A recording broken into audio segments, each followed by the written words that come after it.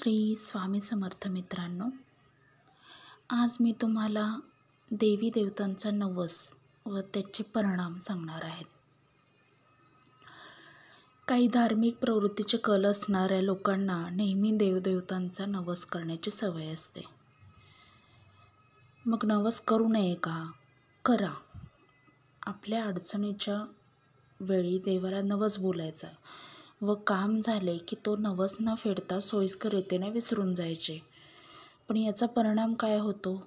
याचा परिणाम असा होतो की कुटुंबात आजार व आर्थिक हानी होते. तरी असे नवस करण्याची सवय बंदच करावी असे मी सांगते. आवर्जून जे माझ्याकडे येतात अडचणी घेऊन त्यांना मी आधी हा प्रश्न विचारते की तुम्ही कुठे नवस केला आहे का? जर नवस केला असेल तर तो फेडला आहे का? जर नवस फेडला नसेल तर अडचणी येणार हे मात्र नक्की आहे.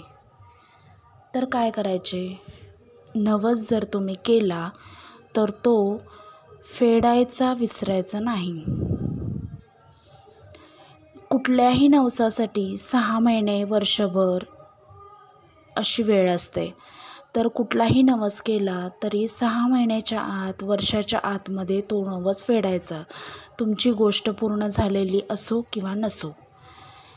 का? तर काही गोष्टी ह्या आपल्या कर्माने, आपल्या कर्मानुसार आपल्याला मिळत असतात. जर आपले कर्म अपुरे असेल, आपल्या नशिबात जर ती गोष्ट लिहिलेली नसेल तर तुमचा नवस करून काहीही उपयोग होत नाही. तुमचे कुंडली, तुमचे ग्रह या गोष्टीला सपोर्ट करत नाहीत. तुमच्या ज्या काही अडचणी असतील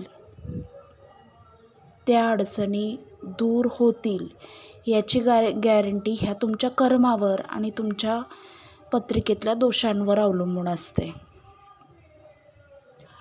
तर तुम्ही तुमचा हा नवस बोललेला पूर्ण झालेला असो किंवा नसो, तुम्ही तो नवस फेडायचा आहे. जर तुम्ही नवस फेडला नाही तर तुमच्या कुटुंबाला आजार, आर्थिक हानी यासारखे बरेच वाईट परिणाम भोगावे लागू शकतात. त्यामुळे नवस बोलायचा व काम झाले की विसरायचा किंवा काम नाही झाले तरी विसरूनच जायचा असे करू नका. 1 वर्षाच्या आतमध्ये नवस फेडायचा म्हणजे फेडायचाच. जर तुम्ही नवसच केले नाहीत, तुम्ही तुमचे कर्म करीत राहिला, तुमचे प्रयत्न तुम्ही चालू ठेवले तरी परमेश्वर तुमच्या प्रयत्नांना, तुमच्या कर्माला फळ देतो. त्याच्यामुळे तुम्ही नवस करण्याची सवय बंदच करावी असे माझे सांगणे आहे.